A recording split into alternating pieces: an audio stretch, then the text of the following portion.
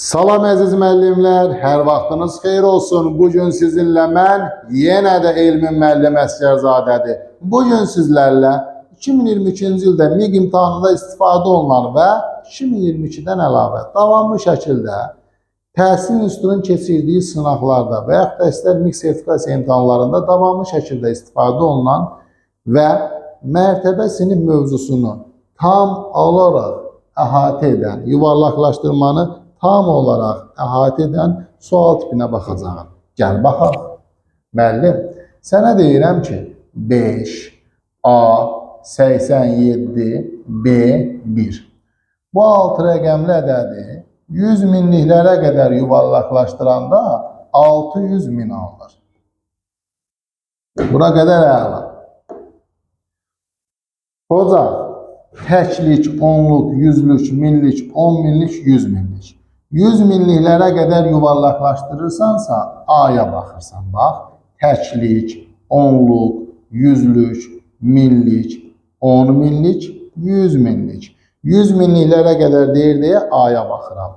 Nə olub? Özü və özündən sonraki sıfıra çevrilib, özündən əvvəlki 5 idi, bir vahid artıb olub 6. Müəllim nə vaxt artırdı? Elmin müəllim dərsdə demişdiniz ki, əgər verilən ədəd 5, 6, 7, 8, 9 olarsa, özü və özündən sonraki sıfıra çevrilir, özündən əvvəlki bir vahid artır. Aferin. Doğru yadında saxlamısan. Davam edək. Sənə deyirəm ki, A üzərinə gəlinsin B cəmi 7-dir. A-nın ən böyük qiymətini tapın. A-nın ən böyük qiymətini tapmaq üçün müəllimlər B-yə minimum qiymət verməliyik. B burada sıfıra çevrilir, hər hansısa bir rolu yoxdur. B-yə 0 versəm, A-ya ən böyük 7 verə bilərəm. Çünki A-nın ən böyük olması üçün mühakimədə demişdik. Ən böyüyünü tapmaq üçün digərinə minimum qiymət verməlisən.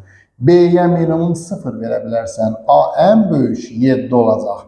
Elmin müəllim 9 ola bilərmi? Bu şərt daxilində ola bilməz. Çünki rəqəmləri cəmi 7-dir.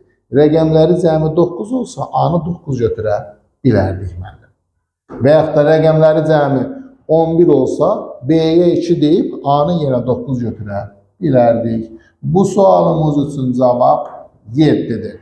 Çox maraqlı bir sual nümunəsi idi. Hələlik müəllimlər, növbəti izahlarda görüşərik.